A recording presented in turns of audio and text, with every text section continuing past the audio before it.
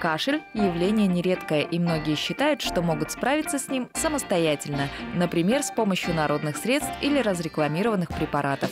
Это опрометчиво, ведь кашель является одним из наиболее распространенных симптомов самых разных болезней, и средства для лечения одних не подходят для других.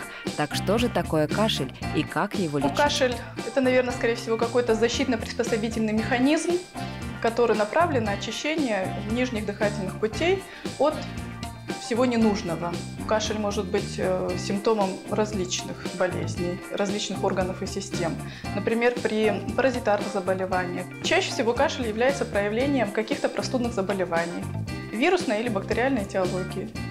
Главная функция кашля – очищение дыхательных путей. Кашель является абсолютно нормальным и даже необходимым процессом.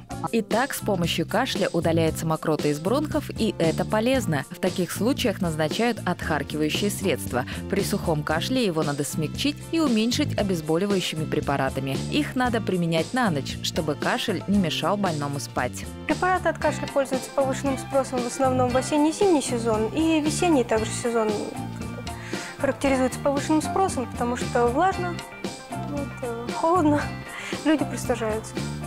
Средства от кашля делятся на 3 основные группы. Первая – противокашлевые средства, которые применяются при сухом кашле. Вторая группа – это препараты, которые разжижают мокроту. К третьей группе относятся отхаркивающие средства.